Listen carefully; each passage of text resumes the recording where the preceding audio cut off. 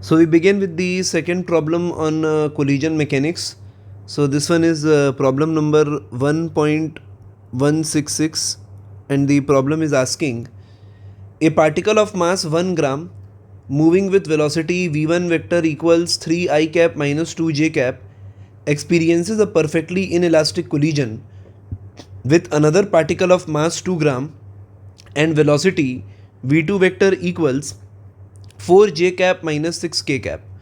Find the velocity of the combined mass, both the vector v and its modulus, if the component of the vectors v1 and v2 are given in SI unit.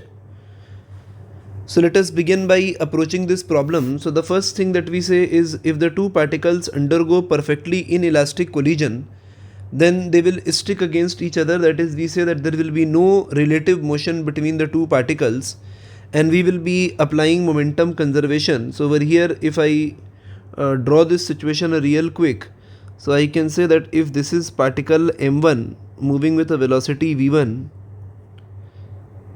and it collides with another particle m2 moving with a velocity v2, then this is the situation before collision. This is the situation before collision. So then after collision, both the masses, that is m1 and m2, will stick against each other and they will be moving with a common velocity. That is what the meaning of perfectly inelastic collision is. So we have a situation before the collision and then we have a situation after the collision.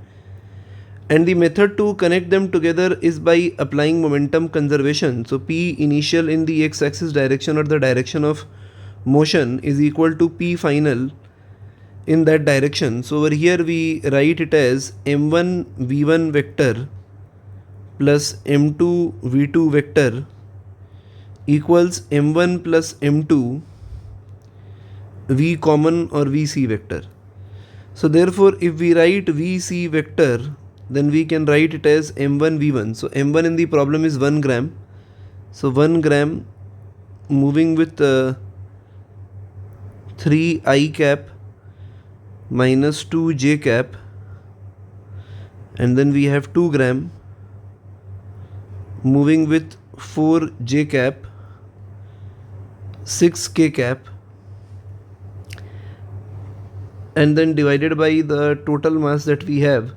So total mass is m1 plus m2. So over here on solving we obtain the common velocity, and the common velocity that we obtain is I cap plus 2 j cap minus 4 k cap. So this is the expression that we obtain in terms of the vector form, and if we calculate its magnitude, then the magnitude can be calculated as 1 square plus 2 square plus 4 square square root, and over here we obtain roughly 4.6 meter per second. So these are the two necessary answers for this particular problem. The first one is the common velocity in the vector form and then its modulus.